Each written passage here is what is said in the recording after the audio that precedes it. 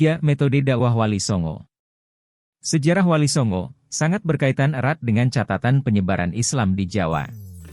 Kontribusi mereka dalam membentuk masyarakat Islam di Pulau Jawa sangat besar bagi peradaban Islam di Nusantara, yang akhirnya beberapa abad kemudian agama Islam dianut oleh sebagian besar masyarakat Jawa, baik di desa maupun di kota, dari pesisir pantai hingga pegunungan, dan ajaran Islam benar-benar melekat dalam setiap sendi kehidupan masyarakat.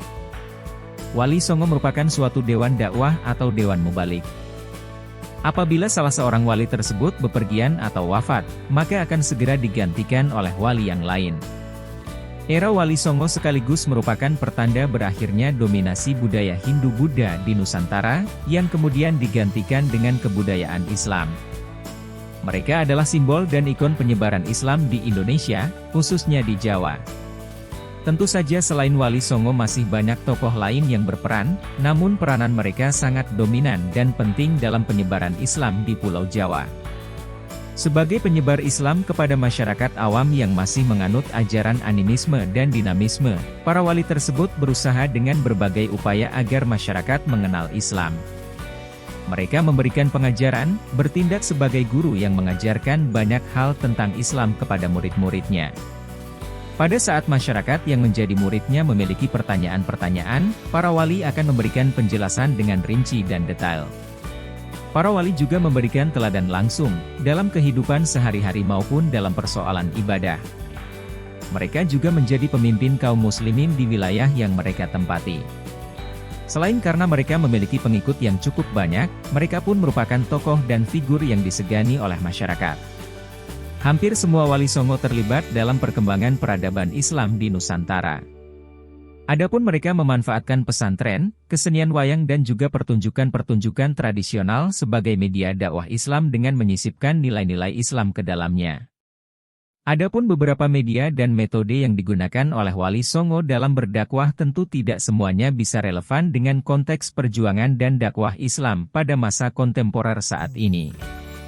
Namun tentu saja berpijak dari pendekatan dan juga strategi dakwah yang dilakukan oleh para Wali Songo tersebut, dapat diambil pelajaran, bagaimana berdakwah dengan tetap menjunjung nilai-nilai adat, tradisi, kebiasaan dan lokal wisdom masyarakat setempat, agar dakwah yang dilakukan di era modern seperti saat ini, tetap dapat diterima oleh masyarakat sebagaimana diterimanya cara-cara dakwah Wali Songo pada zamannya. Berikut ini merupakan beberapa strategi dan metode dakwah yang penuh dengan kedamaian yang ditempuh oleh Wali Songo, yaitu 1.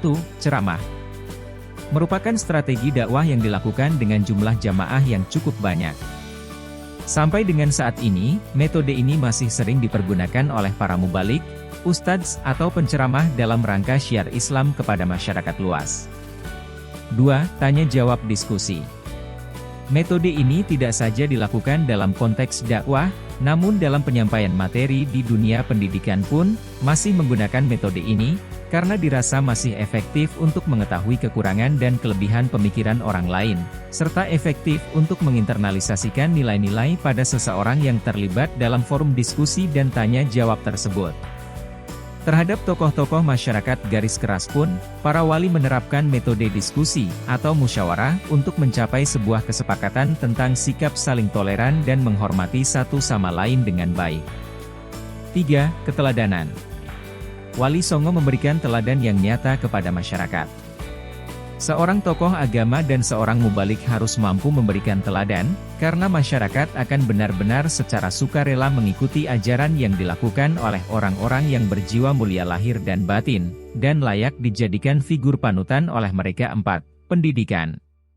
Pesantren-pesantren, pengajian dan juga pengajaran yang dilakukan oleh para Wali Songo merupakan lembaga yang produktif untuk melakukan transfer of knowledge dan transfer of value kepada para santri, murid, yang belajar di dalamnya. 5. Deisah dan ekspansi. Beberapa Wali Songo menempuh strategi mengirimkan utusan kepada beberapa daerah tertentu untuk melakukan ekspansi dan perluasan syiar Islam.